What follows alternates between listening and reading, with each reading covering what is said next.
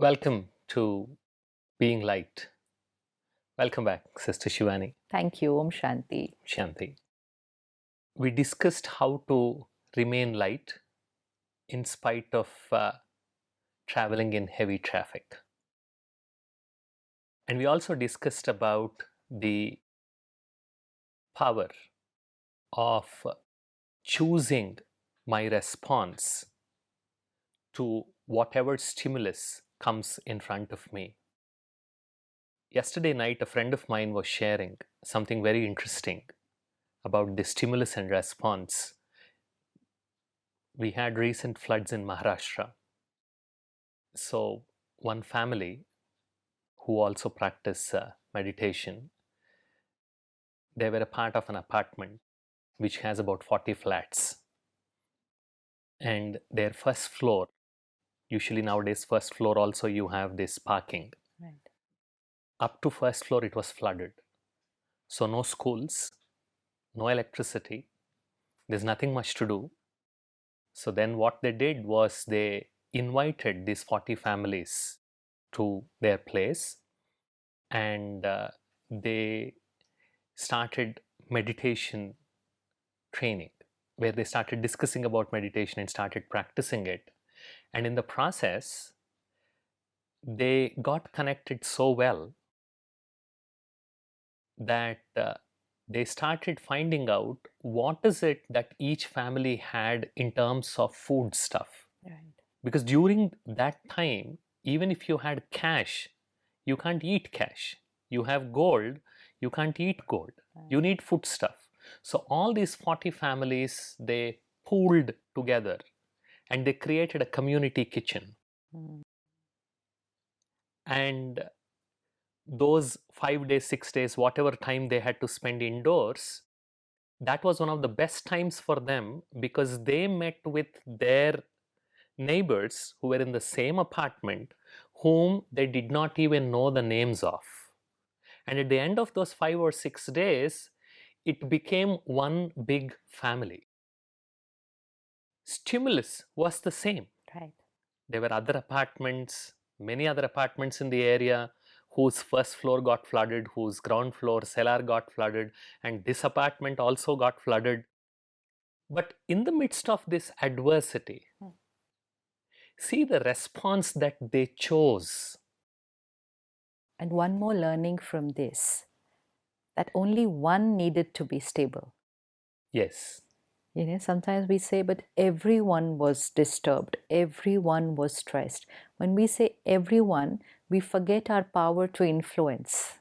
yes, And now, this one person or this one family who became instrumental in getting 40 families together and just changing the whole energy of the 5 days from an absolute chaos yeah, crisis to a very fun, memorable time and an experience, needed only one family, which means in our team, we just need that one who doesn't allow the situation to influence, but who yes, takes charge first of their state of being. So, light here will then radiate lightness to other people. And yes, chaos here will radiate chaos, will also become an instrument to probably disturb other people if they are not taking care of themselves. So, this person could be called the leader of those 40. yeah, The leader, the power to influence by first taking charge of ourselves. Because when we talk of leaders in organization, we know that, okay, it's not just leader by position, but leader correct. by quality. But when we Qualities. look at qualities, we say the one who inspires, the one who motivates, the one who leads. But that's not just in words and behavior. That leader is the one who is anchored here. Absolutely. Then only they will have the power to influence, inspire, lead, motivate. Will only be one who first takes charge of their response Very good. themselves. How do we replenish this? Because every single day it begins, it's a new day. Yeah. So, well, I have practiced, I have overcome my irritation to a large extent Mm. with respect to the traffic. Now I have learnt it. and once I get into the office, what do you think? Do you think that those first few minutes are important?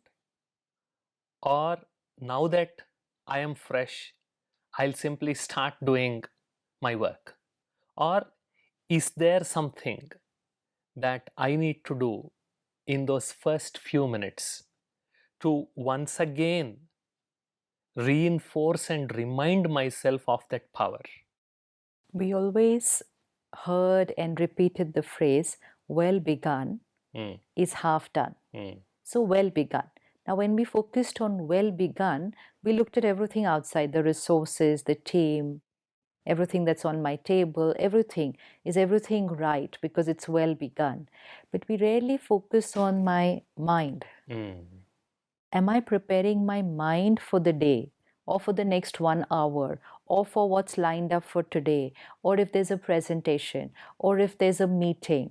This is what's typically there in a day. Now, if I have a presentation to make today, my whole focus is on preparing the presentation, not on preparing my mind for the presentation. Very good. Yeah. If I have a meeting lined up, something very important for the whole team to discuss, my whole focus is on points and everything, the agenda, my ideas, which is all very important. So there's no denying that. But that is something we all are anyways doing.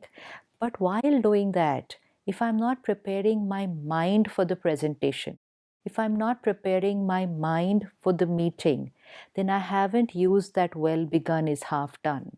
Not just the pen and paper that you are bringing into the meeting, you're saying, are you bringing your best self Best to the self. meeting? Because finally, it's your mind who is going to engage in the meeting. Let's say I've done my best, okay, preparation. Maybe my idea or my agenda or the points that I have noted are really the best. Okay, chalo, let's even take that hypothetically, that in a team of 20, I've got the best stuff right now on my presentation. Correct. But when I make that presentation and I have already visualized there'll be appreciation and everything will go like, I'm going to be the star of the meeting today. Yeah. And I'm like all set. And then when I make the presentation, if I get one critical feedback, Correct. or if I get something which is just not what's the right energy, and at that time my mind is not prepared, Exactly. and I get disturbed, even if I maintain my behavioral and words, but if I get disturbed here, my rest of the meeting changes. Correct. My rest of the presentation changes because I prepared only outside.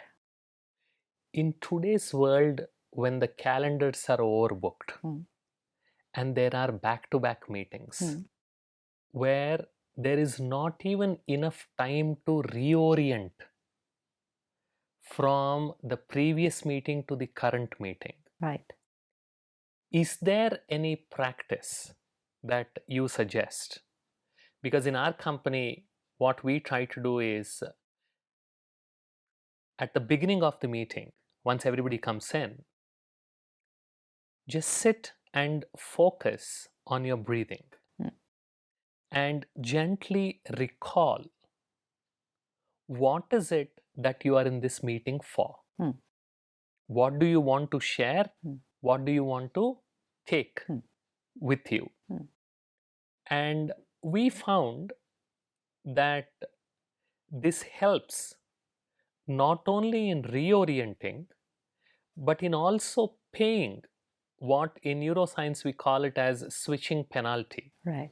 Because when you switch your mind from one task to the next, brain needs some time to move, to shift the focus from the previous task to the next task. Right.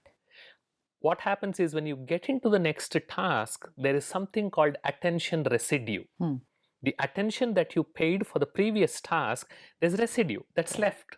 So if you want to completely focus on this task, then the sooner and more effectively you are let go of the previous task and then reorient, the better for you, because then you will be in true sense present.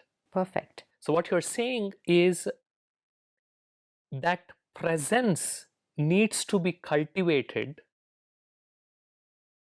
not just with every single meeting, but also every single task, Yes. whether big or small. Because the meetings and the task is the doing of our life. Correct. So I'm doing this from 9 to 10, then 10 to 10:30 I'm doing this. It's all the doing, which is perfect. But when I shift from one doing to the next doing, which means from one task to the next task, the being has to be taken care of. Yes. Right? Because the being has created an experience in this doing. The being has created some responses in this doing.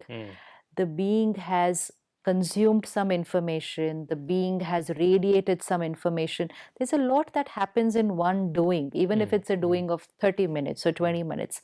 And now this being is shifting to the next doing. So like what you said, that residue, it's also a residue of all the energy and the vibrations that I created in this doing. Correct. Right?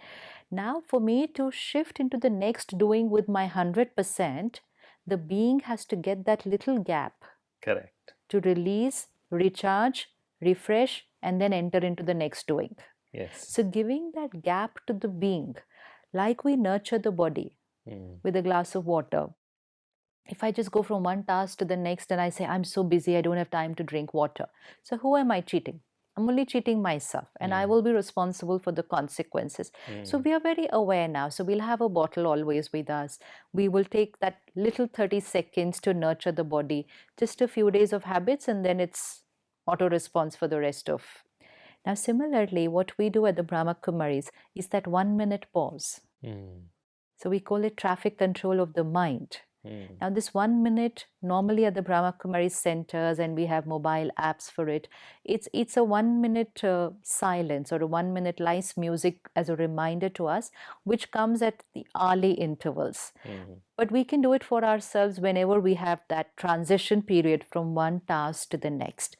Now, like you said, when we're beginning a meeting, we breathe in, breathe out 3 times, 5 times, chalo, relaxed body, relaxed mind.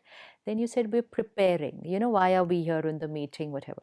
Now, one more deeper level of preparation. Create very high energy thoughts for yourself and for the team who's going to be a part of the meeting. Bless your meeting with the highest energy before you begin. So, along with preparing why I'm in the meeting, what are my thoughts I want to share, then I'll just create a thought. I'm a peaceful being. I'm calm. I'm stable. I respect everyone here. I know our ideas will be different, but each one is right. Each one is right. Now, I'm preparing my mind for something. So my mind is getting an instruction that when someone will come up with a suggestion or an idea which is completely opposite of my suggestion, my mind is prepared that it's not going to say, oh, this is wrong. Because even if I say this is wrong in my mind, I'm radiating disrespect into the meeting. Correct. And it's when these things happen that the meeting shifts to more an argument. The energy changes, basically. Yes. We can go through a 1 hour meeting with absolutely no opinions matching, like worst case situation, hypothetically. No opinions matching. Even a meeting in which we don't reach to any consensus. Nothing came out of the meeting, but harmony, unity, team bonding. If that came out of the meeting was a success. Absolutely. But if it was a meeting in which brilliant ideas came out and we came up with some solution to an issue of the organization, but there were egos which got hit. There was undercurrents of energy that were radiated. Everyone was perfect outside, but we hit each other with our, hurt and resentment and all. For me personally, then we should not call that a successful meeting, because we've just broken the human resource of our organization. That team spirit that we talk about hit very badly in this meeting. Now these people will all scatter and go into their cabins, and they will start implementing that great solution that they just decided, but their energy of cooperation is lost. Yeah, instead of wholehearted energy, as I say, they still do it wholeheartedly, but it's no longer WHOLE. It's HOLE. Yes. And most important is, I have an undercurrent of energy for you as my team member because something happened there at the table. And that something is not visible. You know, what is about thoughts and vibrations? They're not visible. So we don't come to know why we are feeling uncomfortable. So let's say you and me are part of that 10 member and you come up with a suggestion. I don't say anything, but inside I only create thoughts, this is not right. Or I don't agree with this. Or a thought of insecurity. Oh my God, he's come up with such a brilliant suggestion. Now what happens to me? You know, all this is invisible because outside I'm going to say, great brother, that was good, excellent, you are all that. This and this is not in harmony at all. So when my thoughts and my words are not in harmony, I cannot be in harmony with you because Correct. I'm not in harmony with myself. All this happened because I did not prepare myself for the meeting. So, can you implement some psychological shock absorbers, if I can call them, before any important meeting or task, especially if you have to interact Yeah. with your team members, with your boss or whoever, and prepare yourself that things will be different? You will have opinions that are not in line with yours, and that's okay. That's fine. And that's natural.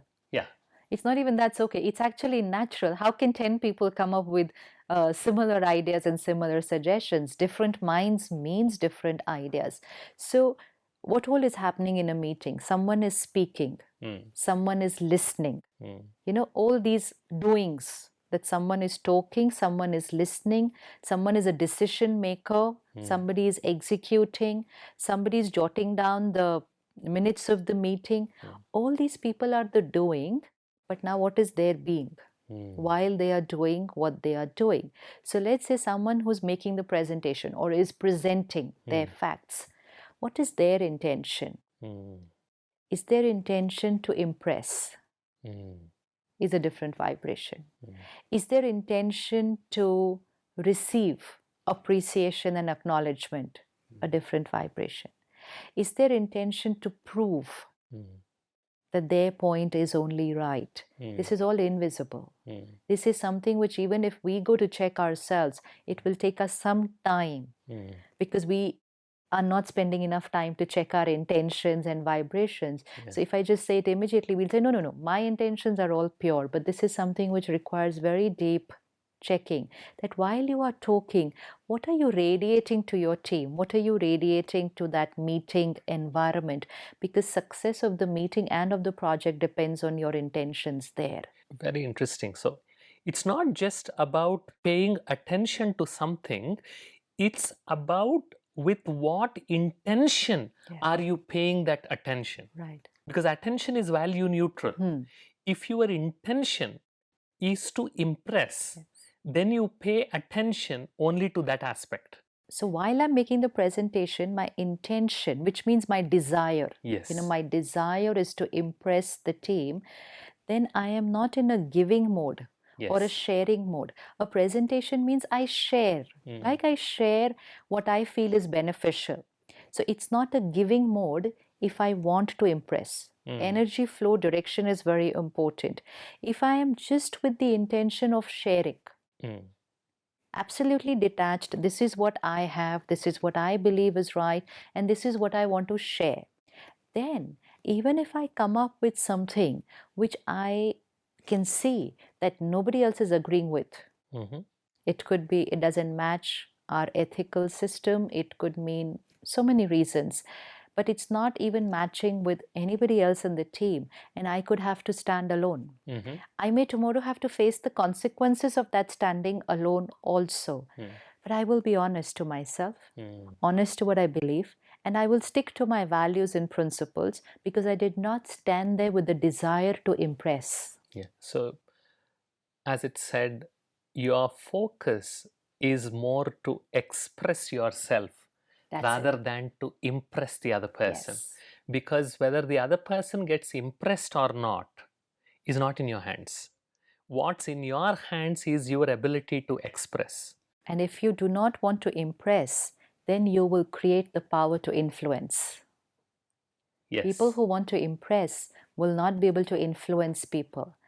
Because let's say if I'm sharing something and I want to Influence. share, I don't even want to influence. I just Influence. want to share. Okay, Mm. this is what I know. This is what I've experimented. This is what I believe is right. Next minute, I could not agree with my own self also. Okay, Yes. I thought this was right, but this is what I experienced. Now I want to change my ideas. But at this moment, this is what I want to share. Even if you agree, don't agree, this is my right. It may not be your right. So I am not wanting here to impress you. I'm not even seeking appreciation. I'm just sharing what I am 100% convinced and what I'm living in my thinking and my being. So the flow of my energy, vibrations, is going to be like this. It's like this. That I'm just sharing. And I have to ask myself, what all do I want in return for my sharing? And keep checking and checking and checking till I reach a stage I want nothing. I'm only sharing. It's like you find someone who's thirsty and you share a glass of water. What do you want in return? Nothing. That's called the power, the selfless act where you'll be able to influence. You're on the road, you just help somebody to cross the road. You know, these acts of kindness we have seen, but these are not acts of kindness once in a while. They are our ways of living. So that we are kindness always, not kindness. Why? Because if I shift from the giving to the seeking, that I will make this presentation and then everybody will be impressed and then people will appreciate me. I've created an image of how I want the outcome to be. Which is not in my control anyway. Which is not in my control, but I'm standing there like this inside. Yeah. I'm just standing. Mindset. The take. So when I'm standing like this, my power to do this finishes. Absolutely. I can only stand on one side of the energy field. I can't stand on both sides. Correct. So inside, if my intention is about what I get, and this is very subtle, so you know it takes time to even see that intention. Then I start reducing my power to influence people. Influence also does not mean that I want them to change, but influence them with my vibrations to let them see my right. Not necessarily they have to agree. But let them see my right, which means we both don't have our egos in between. Correct. Because I'm only giving. I have no ego which is going to get hurt if you don't like it. And this mindset, this give mindset, it doesn't necessarily have to be in a meeting. I quite often ask some of my team members, I tell them, every day that you step into the office, check yourself. Are you coming to office to give something? Or are you coming to office to take something? Because the minute I bring this take mindset, in a subtle way, I am agreeing that someone else who is not in my control has something that I need. And I need to get that. So when I try to control things that are not in my control, that's the definition of stress. Absolutely. So each day I walk into the office with this take mindset, naturally I will get depleted. Also, when I'm in the take mindset, now suppose I'm in the take mindset right now sitting next to you, I thought I'm going to get appreciation. So I'm ready to be on the take side, you know, because I'm going to get appreciation. But now when you criticize, because I'm on the take side, I will get affected with that criticism. A lot more, because you're not prepared. No, you are expecting appreciation, but you got criticism in return. I am in that mode which says I am going to get. So now whatever you give, you could give anger right now to me, you could give criticism, you could give something even more than that. I'm already set in this direction, which means your power to influence me is going to be very high. Correct. And that's when we get affected by people's emotions and behaviors. Anyone who starts shifting to a give mindset, which means I give, I don't want anything in return. I give, I don't want anything in return, will then not get affected by other people's behaviors, because my energy direction is this. Now you throw your criticism at me, but I'm not standing as a receiver. I'm standing as a transmitter. So you can send what you want. I'm not in the receiving mode. So energy, now this is all energy. I will listen to your feedback, I will listen to your comment, but I will not consume your criticism that has come with it, because I'm not standing in a receiving mode here in my intellect. So the more Yes. we are a giver, the more power will start increasing. This is something that has to be experimented. So the one who is speaking or sharing their idea, they have to first clean their mind completely. Mm. Then I'm not here to get anything. I just had this thought, this concept, this idea, which I believe is right, and I am just here to share. So even the fear of expressing, sometimes fear of public speaking, fear of being able to express your point, your body language changes, and then we have these workshops of how to stand, how to speak. It's not from there. The fear is because I am fearing the reaction that's going to come Correct. from the listener. Yeah. So that's my fear. But Yeah. if I'm only sharing, then whether it's sharing with 1, 10, 100,000, it won't make a difference. I'm just sharing what I know. So public speaking fear is also lost from there then. Very interesting. And yes, as we move forward in this set of conversations, we will also be exploring this fear of rejection and this ability to understand the difference between acceptance and agreement, and creating a bunch of psychological absorbers for myself on a daily basis. Beautiful. Thank you. Om Shanti. Om Shanti.